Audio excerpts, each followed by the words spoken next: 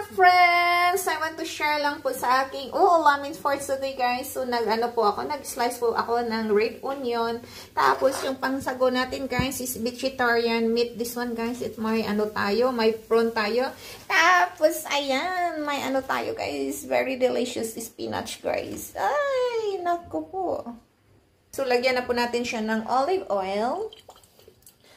Olive oil, charots. Ganon. Tapos, igisa lang natin yung red onion natin, guys.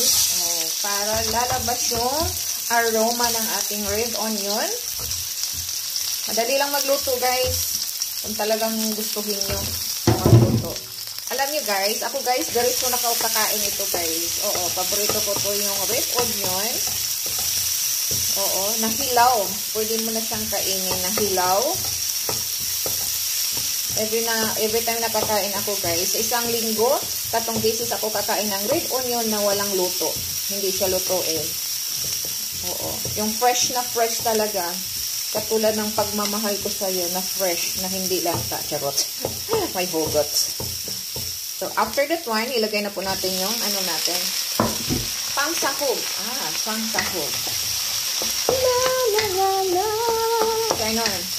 Kanta-kantahan mo kung paano magluto para lalong masarap. Ang pagluto guys talaga, yung with love, para masarap talaga ang luto na with love na pagluto. O, di ba? Pagkatapos guys, ilagay mo na yung spinach natin.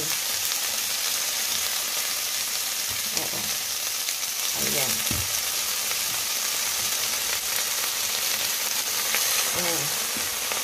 Ganon.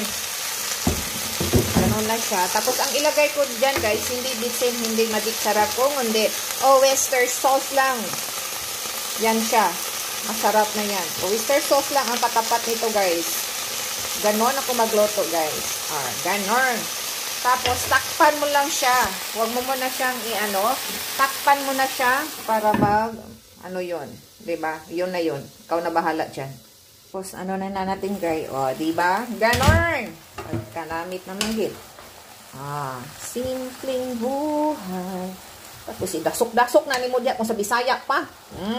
Lami kayo. Lami kayo. Ganon lang ako magluto. Pagkalami, healthy pa. Ganon. Lami kayo. Wag ikaw ba lami? Wag ikaw ba lami? Diba? Daan ko na lang ang aking mga guys, problema.